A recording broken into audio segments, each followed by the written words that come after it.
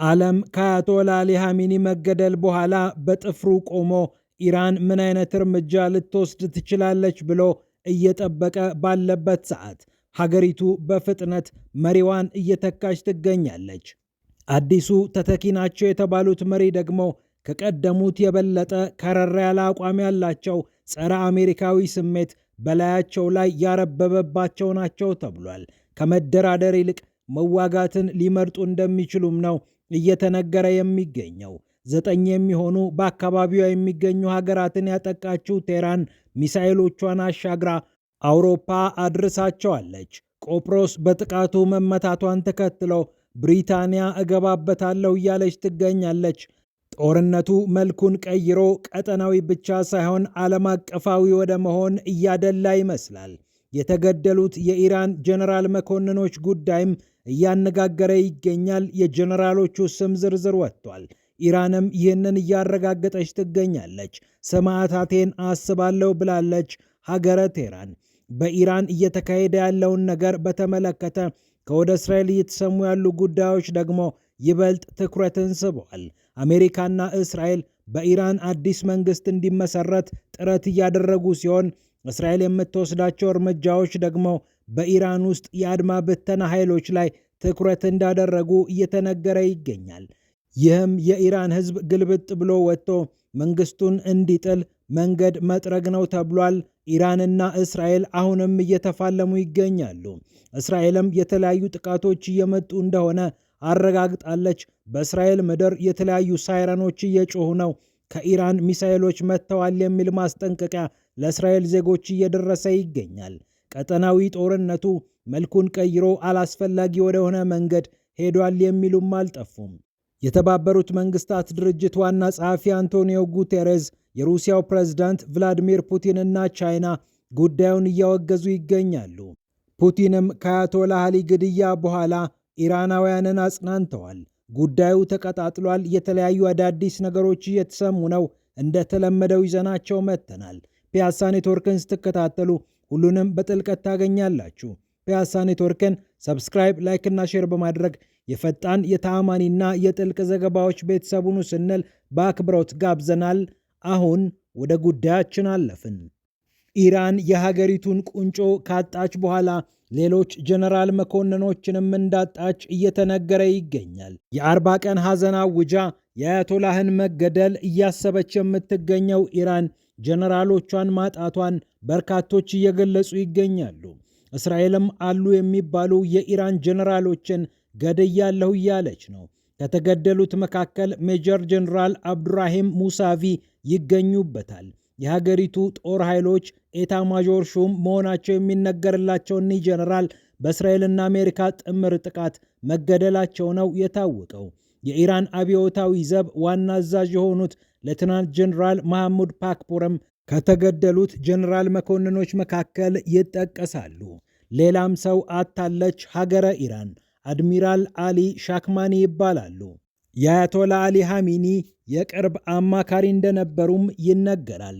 ሌላኛው ሰው የመከላከያ ሚኒስትሩ ሜጀር ጀነራል አዚዝ ናስሪዛዴህ ናቸው። እኒህም ሰው በጥቃቱ ተገድለዋል ነው የተባለው። እንደ እስራኤል መረጃ እነዚህ ጀነራሎች የተገደሉት ቅዳሜ ዕለት በተፈጸሙ ተከታታይ ጥቃቶች ነው። እነዚህ ጀነራሎችን ብቻ ሳይሆን የሀገሪቱን ቁንጮ መሪዎች ለመግደል አሜሪካና እስራኤል በጋራ ወጥነው እነዚህ መሪዎች በጋራ እስኪሰባሰቡ ድረስ ጊዜያቸውን ጠብቀው ሰዓታቸውን እያስተካከሉ ካሁን መጡ ገቡ እየተባባሉ ከጠበቁ በኋላ አስበውና አልመው እነዚህን ጀነራል መኮንኖች እንደገደሉ እየተሰማ ይገኛል። እስራኤል ደግሞ የተለያዩ ጥቃቶችን እየፈጸመች ሲሆን በተለይ ኢላማ ያደረገቻቸው መስሪያ ቤቶች ብዙዎችን እያነጋገሩ ይገኛሉ። አሜሪካና እስራኤል ካቀዱት እቅድ ዋነኛው በኢራን መንግስታዊ ለውጥ ማምጣት ነው። የስርዓት ለውጥ ለማምጣት እየተጉ ያሉት የትራምፕና የኔታንያሁ ሀገራት የኢራን ሕዝብ ከውስጥ ተነስቶ መንግስቱን እንዲጥል ለማድረግ የተለያዩ መስሪያ ቤቶችን መምታት እንደ አንድ አማራጭ አይተውታል ነው የተባለው። የጸረ አመፅና የአድማ ብተና መስሪያ ቤቶች ደግሞ ልዩ ትኩረት ተደርጎባቸዋል ነው የተባለው። በተለይ ፈረጃ የተባለው የህግ አስፈጻሚ ተቋም ይህንን ኃላፊነት ወስዶ ስለሚሰራ እስራኤል ነጥላ ይህንን መስሪያ ቤት እየመታች ትገኛለች ተብሏል። ፋራጃና ሌሎችም መስሪያ ቤቶች በዋናነት ትኩረት የሚያደርጉት በኢራን ውስጥ አመፅ የሚነሳ ከሆነ የተለያዩ መሳሪያዎችን ታጥቀው ኃይላቸውን አንቀሳቅሰው አመፁን መድፈቅ ነው። እነዚህ ተቋማት የሚሰሩትን ሥራ ማዳፈን የኢራን ሕዝብ እንደፈለገ ሆ ብሎ ወጥቶ በአደባባይ መንግስቱን እንዲያወርድ ሊያደርግ ይችላል ይላሉ ጉዳዩን የሚመለከቱ ጸሐፊዎች። እነዚህ የጸጥታ ተቋማት ክላሽንኮቭ፣ አርፒጂን ጨምሮ የተለያዩ መሳሪያዎችን የታጠቁ ናቸው። የተለያዩ ተሽከርካሪዎችም አሏቸው። ከሞተር ሳይክል እስከ ፒካፕ መኪናዎች ድረስ ይዘው የኢራን ሕዝብ እንዳያመፅ ያደርጋሉ። ከፈረጃ ውጪ ታራላህ የተባለ አንድ ተቋም አለ። ይህ የፈጣሪ ደም በመባል የሚታወቅ ተቋምም ተመሳሳይ ሥራ እንደሚሠራ ይነገራል። ኢራን የተለያዩ ጸጥታ መስሪያ ቤቶችን በተለያየ ቅርጽና መልክ ያደራጀች፣ በአንዱ የሚሰራው ባይሳካ በሌላው ይሆናል ብላ የምታስብና የምትሰራ፣ ለዚህም የሚሆን የሰው ኃይል የምታሰለጥን፣ የጦር መሳሪያም የምታስታጥቅ ሀገር ናት። እንዲህ አወሳስባ ያነባበረችው የጸጥታ መዋቅር በእስራኤልና በአሜሪካ ብርቱ ጥቃት ቢደርስበትም አሁንም ከፍተኛ ትግል ላይ ይገኛል። የቀድሞውን የኢራን ስርዓት ማለትም ከአብዮቱ በፊት የነበረውን ስርዓት በሀገረ ኢራን ለመትከል ጥረት እያደረገች የምትገኘው አሜሪካ አጋጣሚውን ለመጠቀም እያሰበች እንደሆነ እየተገለጸ ይገኛል። በዚህም መሰረት እስራኤል የተለያዩ ጥቃቶችን እየፈጸመች ትገኛለች። ይህ እንዳለ ሆኖ አያቶላህ አሊ ኻሜኒ ቢሞቱም ተተኪያቸው የታወቁ ይመስላል። ተተኪያቸው አራፊ የሚል ስም እንዳላቸው መገናኛ ብዙሃን እየዘገቡ ይገኛሉ። እኒህ የአልሙስጠፋ ዩኒቨርሲቲ የበላይ በኢራን ውስጥ መንፈሳዊ ስራዎችን በመስራት የሚታወቁት ሰው አሁን የአያቶላ አሊ ኻሜኒ ተተኪ እንደሆኑ ሮይተርስን ጨምሮ የተለያዩ መገናኛ ብዙሃን እየዘገቡ ይገኛሉ። ዋና ምንጫቸው ታዲያ በሀገረ ኢራን ያሉ መገናኛ ብዙሃን ናቸው። እኒህ አዲሱ ሰው ከአያቶላ አሊ ኻሜኒ የበለጠ አደገኛ አቋም እንዳላቸውም ይነገራል። ከምዕራባውያን ጋር መደራደርን አይወዱም። ጋፈጥንና መምታትን መሰረት አድርገው ሊንቀሳቀሱ ይችላሉ። እንምታ እንበለው ብለው በሀገረ አሜሪካ ላይ የሚደረጉ ጥቃቶችን ሊያቀነባብሩ እንደሚችሉ ከወዲሁ እየተገለጸ ይገኛል። አያቶላህ አራፊ ከእንግዲህ በኋላ ከአሜሪካ ጋር መደራደርን እንደ ምርጫቸው ላያዩ እንደሚችሉ የሚነገር ሲሆን እርሳቸው የመጡበት ርዕዮተ ዓለማዊና መንፈሳዊ ተቋም ስለሆነ የተለያዩ ድርድሮችን ማድረግ ስትራቴጂያዊ ስራ ስለሚመስላቸው ከዚህ ሊርቁ ይችላሉ። ከስትራቴጂ ይልቅ መምታትንና መዋጋትን ምርጫቸው ሊያደርጉ ይችላሉ ተብሎ እየተገለጸ ነው የሚገኘው። ይህ እንደተጠበቀ ሆኖ በኢራን እየተሰሙ ያሉ ነገሮች በቀጠሉበት በዚህ ሰዓት ሀገረ ኢራን አሁንም አልሞትኩም፣ እየተዋጋሁ ነው፣ እየተፋለምኩ ነው ብላለች። 9 የሚሆኑ ሀገራትን ነው ኢራን በሚሳኤልና በድሮን እየመታች የምትገኘው። እስራኤል፣ የተባበሩት አረብ ኤምሬትስ፣ ኳታር፣ ባህሬን፣ ኩዌት፣ ሳውዲ አረቢያ፣ ዮርዳኖስ፣ ኢራቅ እና ቆጵሮስ የሚገኙ የተለያዩ የአሜሪካ ጥቅሞችን እየመታሁ ነው ብላለች።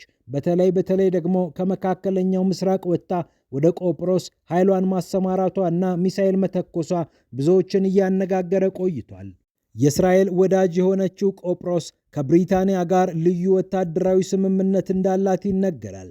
ብሪታንያ በቆጵሮስ ውስጥ ራሱን የቻለ ሉዓላዊ ግዛት ያላትና የጦር ቤዟን የምታሰፍርበት መሬት የራሷ እንደሆነ እንዲቆጠርላት የምትፈልግ ሀገር ናት። ከቆጵሮስ ጋር ልዩ ወታደራዊ ስምምነት ስላላትም የተለያዩ ወታደሮቿን በዚያ ስላሰማራችም ከኢራን ጋር ሳትወድ በግድ ወደ ፍልሚያው እንደገባች ነው እየተገመተ የሚገኘው። የብሪታንያው ጠቅላይ ሚኒስትር ሰር ኪር ስታርመርም ይህን ተከትለው ከትራምፕ ጋር አወራለሁ እኛም አንላቀቅም በሚል መግለጫ እየሰጡ እንደሚገኙ ይታወቃል። ኢራን ደግሞ ይግረማችሁ ብላ በመካከለኛው ምስራቅ ብቻ አልተኩስም፣ በአውሮፓም እንዳስፈላጊነቱ እተኩሳለሁ እያለች ትገኛለች።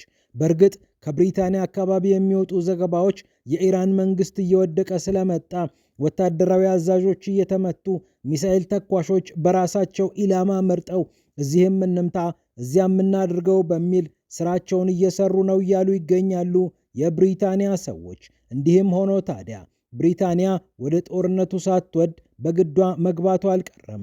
ኢራንም የምትወስዳቸው እርምጃዎች የተጠኑ ናቸው፣ የሚዘልቁስ ይሆናሉ የሚሉ ጥያቄዎች መነሳታቸው አልቀረም። የአረብ ሀገራትም የፈሩት አልቀረም። ኢራን በትሯን አንስታ በአካባቢው የሚገኙ የጦር ቤዞችን እየመታች ትገኛለች። እንደ ዱባይ በመሳሰሉ አካባቢዎች ደግሞ የጦር ቤዝ ያልሆኑ አካባቢዎችም ላይ ተኩስ ከፍታለች። ኢራን በቀጠናው ውስጥ ያላትን ሚና የበለጠ ለማግዘፍም በሆርሙዝ ሰርጥ አካባቢ መርከቦች እንዳይንቀሳቀሱ አድርጋለች። ኢራን በይፋ ዘጋቸው አልዘጋቸውም የሚለው ጉዳይ አጠያያቂ ቢሆንም የተለያዩ መርከቦች ግን የሆርሙዝ ሰርጥን እያለፉበት አይደለም ተብሏል። የጃፓን መርከቦች ቀኝ ኋላ ዙር ብለው መመለሳቸውን መገናኛ ብዙሃን የዘገቡ ሲሆን በሆርሙዝ ሰርጥ ወዲያና ወዲህ ያሉ መርከቦች ጥቃት ሊፈጸምብን ይችላል፣ ቢያንስ ተባራሪ ሚሳኤል ሊያገኘን ይችላል ብለው እየተንቀሳቀሱ አለመሆናቸውም ነው የተነገረው። የሆርሙዝ ሰርጥ ከ20 በመቶ በላይ የሚሆነው የዓለማችን ነዳጅ የሚመላለስበት አውሮፓንና እስያን የሚያስተሳስር ልዩ ቁልፍ አካባቢ እንደሆነ ይነገርለታል። እናም ኢራን የምትወስደው እርምጃ ቀላል አይደለም እና የሆርሙዝ ሰርጥ መዘጋት በዓለም የነዳጅ ዋጋ ላይም ራሱን የቻለ አስተዋጽኦ ማበርከቱ አይቀርም። ጦርነቱ ደግሞ በአንድ ጊዜ የሚያበቃ ሁሉም ያለውን ሚሳኤል ተኩሶ በ3 ቀን ውስጥ የሚያጠናቅቀው አይደለም። እናም በቀጣዮቹ ቀናት የሆርሙዝ ሰርጥ ተዘግቶ ቢቆይ ወይም መርከበኞች በዚህ አካባቢ ማለፋችን ለደህንነታችን ስጋት ይሆናል ብለው ከመጓጓዝ ቢቆጠቡ በርካታ ችግር መፈጠሩ አይቀርም። የዓለም ነዳጅ ዋጋ መጨመርን ተከትሎ የኢኮኖሚ አለመረጋጋት በተለያዩ የዓለም ሀገራትም ሊሰፍን ይችላል። እናም ቀውሱን በፍጥነት መምታት የበለጠ የሚያስማማ ሊሆን እንደሚችል እየተገለጸ ይገኛል። የታመሰው ቀጠና አሁንም እንደታወከ ይገኛል። በመካከለኛው ምስራቅ ሳይሆን በመላው ዓለም የሚተርፍ አደገኛ እሳት መነሳቱን ዓለም በሚገባ አረጋግጧል። ፒያሳ ኔትወርክን ስትከታተሉ ስለቆያችሁ ክብረት ይስጥልን ብለናል። ፒያሳ ኔትወርክን ሰብስክራይብ፣ ላይክ እና ሼር በማድረግ የፈጣን የተአማኒና የጥልቅ ዘገባዎች ቤተሰቡን ስንል በአክብሮት ጋብዘናል። ሰላም ለዓለማችን።